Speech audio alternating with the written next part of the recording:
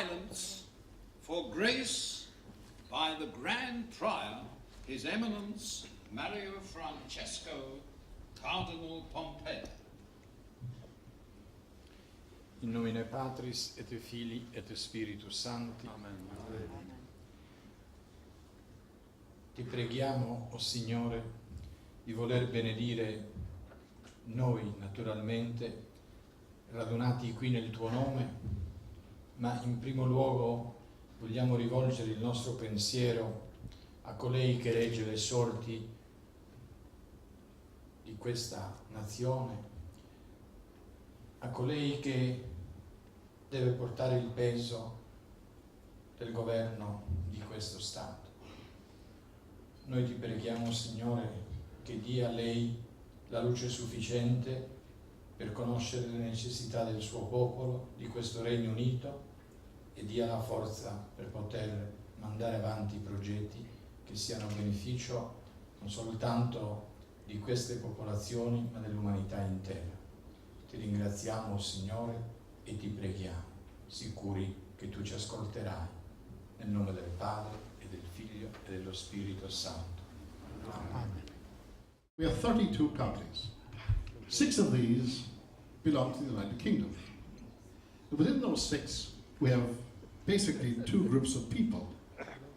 Unionists, who want to maintain the union with the United Kingdom, who are mostly Protestants. Nationalists, who want to see United Ireland, who are mostly Catholics. There is a middle ground represented by Lord Aldernich. But sometimes I feel he's fighting a losing battle because these are very entrenched positions. Nevertheless, the last few years, as the next speaker will probably tell you, peace has broken out. And I use that word because people get tired of violence.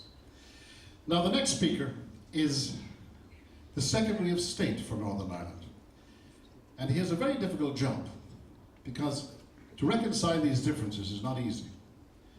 We have, for example, in Ireland, got 2 soccer teams, one for Northern Ireland and one for the Republic.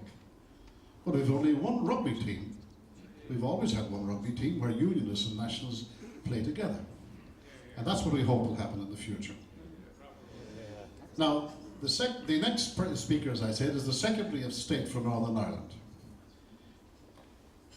He is a unique gentleman because his grandparents came from Cork and I think from Waterford. But he himself was a Welshman. Today he became a member of our order. He was also made a Knight of St. Gregory by the Holy Father. And he is unique in that we've had many Secretaries of State, some loved, some hated. But he has a great quality. He's respected by both sides of the community.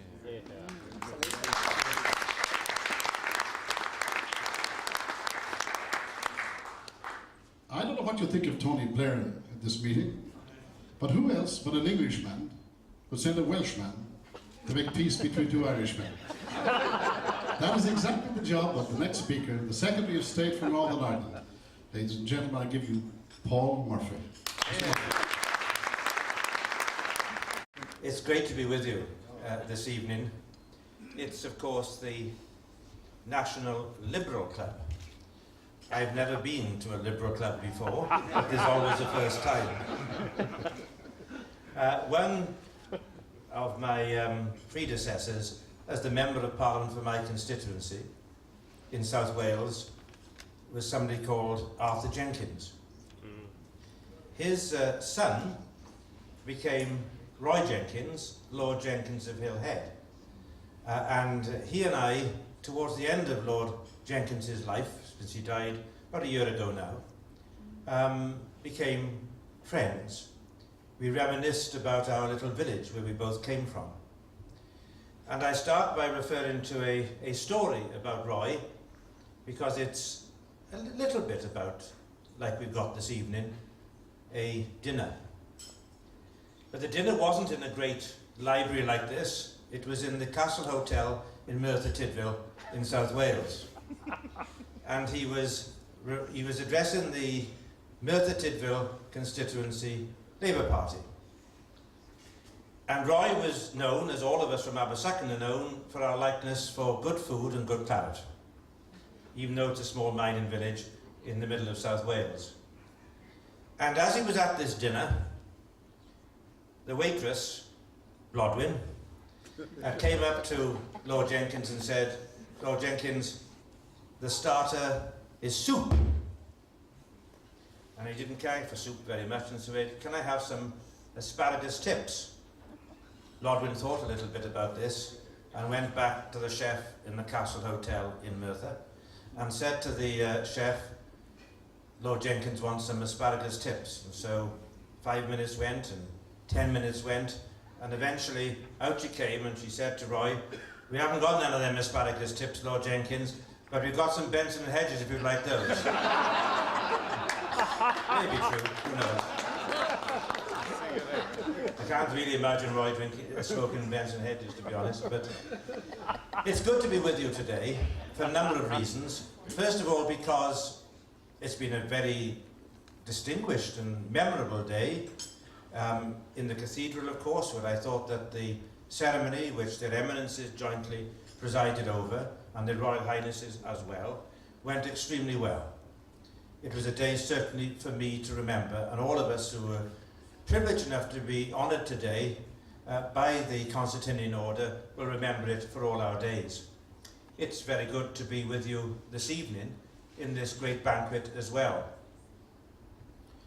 And also, I think, to reflect on the purpose of the order.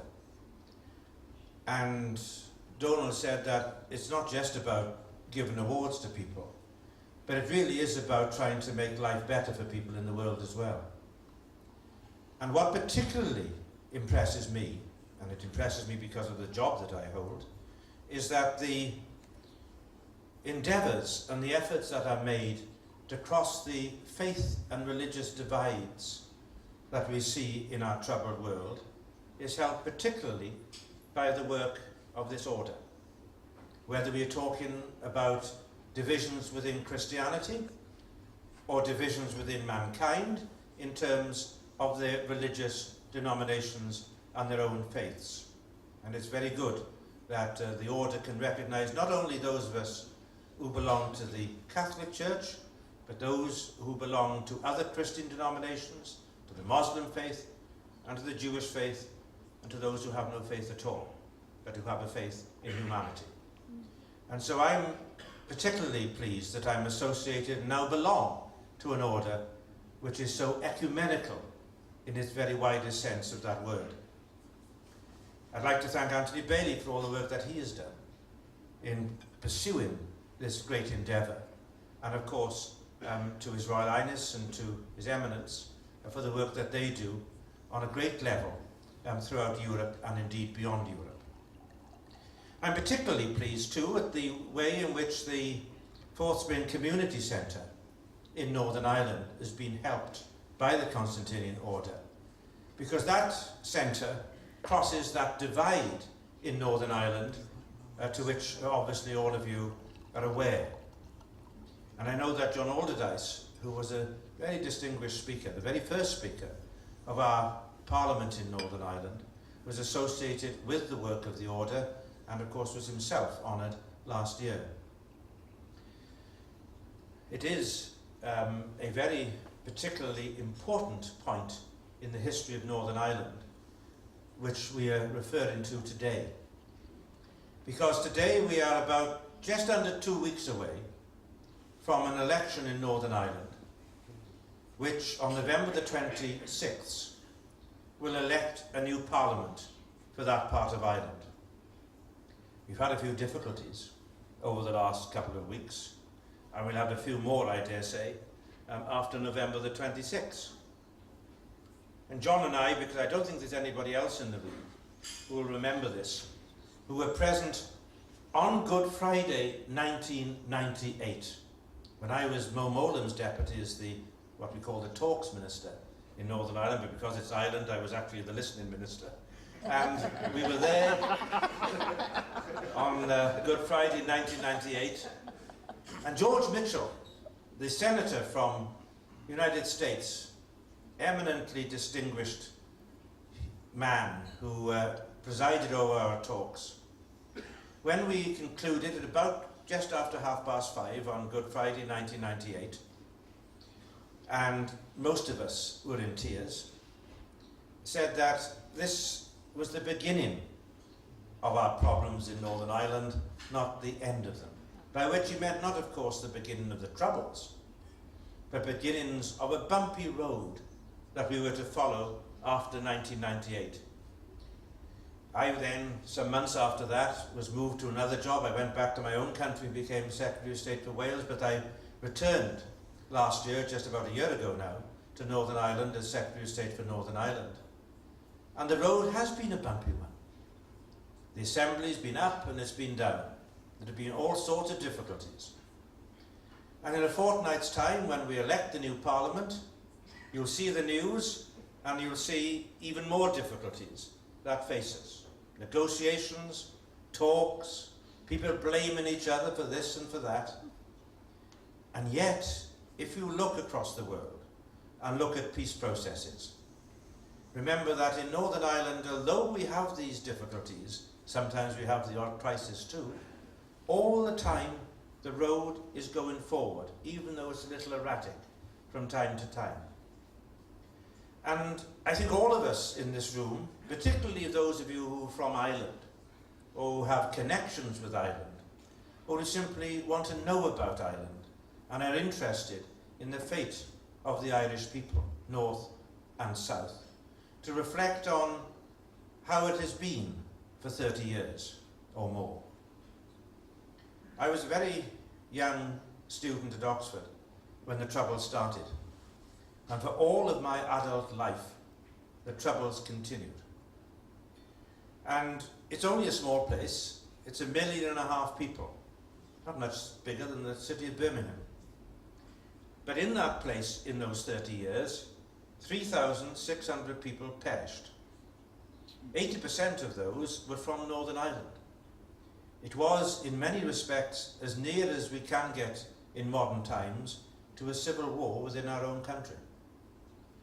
And many thousands more people died elsewhere, but at the same time, in Northern Ireland, 3,500 people out of a population of 1.5 million. Thousands of others were injured in all sorts of ways, psychological and physical. And there is hardly a family in Northern Ireland you can meet which hasn't been touched by 3 decades of horror and misery and death. And all of that in our own country. Had it happened in Kent or Yorkshire or Glamorgan, it would have been a different thing perhaps for those of us who live in Great Britain as opposed to Northern Ireland. But this happened in our own country. And to those of you who are Irish, on your own island. And I sometimes thought, were I to transform that figure back to Great Britain, which has a population of, 60 million or whatever it is, that would have meant that the 100,000 people, men, women and children, in my constituency in South Wales would have died. That's the measure of it. And yet now, in 2003, the world has changed. There has been a remarkable transformation in Northern Ireland since the Good Friday Agreement. Not because of governments, although governments have helped tremendously. And one thing that has been the great feature of the last number of years has been the enormously successful working relationship between the British government and the Irish government, between the Taoiseach and the Prime Minister, and between our ministers and Irish ministers.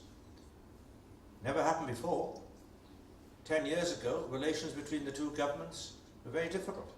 Now, you can't come back to that cigarette packet, you can't put a cigarette paper between ourselves and the Irish government in terms of wanting to move forward.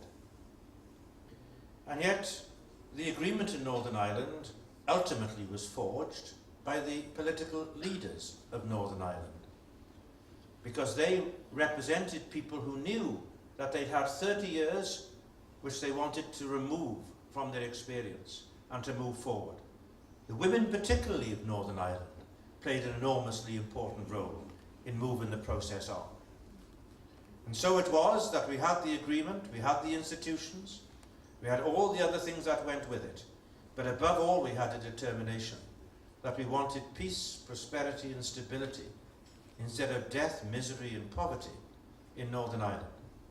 Now, I'm not pretending for 1 second that there are not problems in that part of the world. Of course there are. There are pockets of deprivation which are uniquely bad.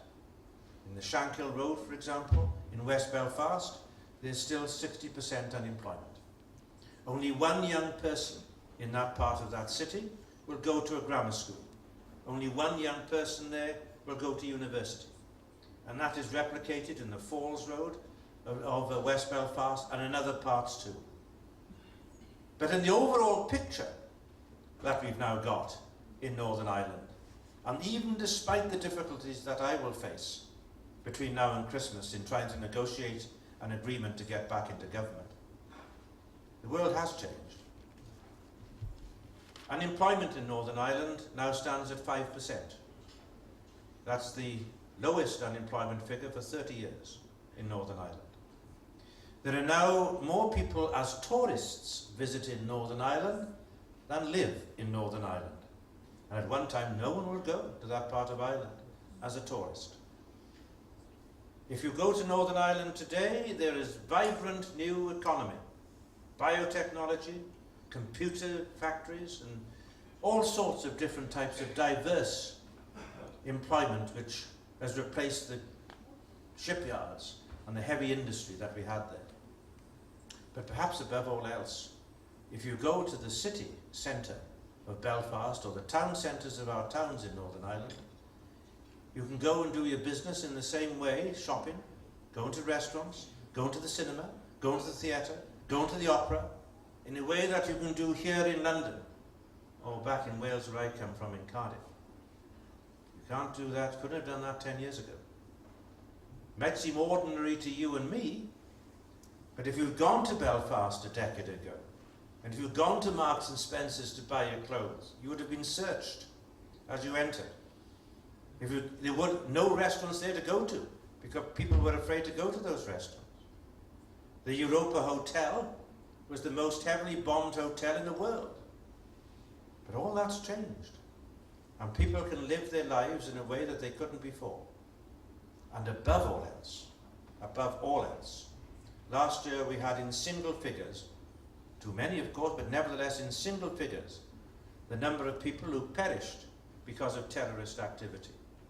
At the height of the Troubles, in the mid-70s, 500 people a year died in Northern Ireland. And so, although there are problems, remember that this is only a matter of a few months, over the last few months, that David Trimble of the Ulster Unionist Party and Gerry Adams of Sinn Féin, as an example, had 15 meetings, 2 of them where I live in Northern Ireland in Hillsborough, talking about the way forward. When I chaired some of those talks, as John will tell you, I couldn't even get them to talk to each other, for obvious reasons, because of the 30 years of troubles that we had faced. So the world has changed. It's changed because people have changed. They didn't want their children to go through all that. It's changed because of the help that organisations and orders like yourself have given to us. It's changed because heaven has been bombarded with prayer by Christians and others all over the world in order to achieve peace in Northern Ireland. And as an aside, I say to you too, that the leaders of the main Christian denominations in Northern Ireland, particularly Catholics, Anglicans, Presbyterians and Methodists, work together as one to end sectarianism and to move forward. And so there it is. It's been a strange sort of life for me over the last number of years, but it's been a very rewarding one, because so many people here in the United Kingdom, in Ireland, and across the world are behind us in supporting that peace process. On a slightly lighter note, I conclude by referring to another banquet. The banquet that I referred to was held many years ago by another Welshman. Some of you might remember from your history books who it was. He was the colonial secretary, a chap called Jimmy Thomas.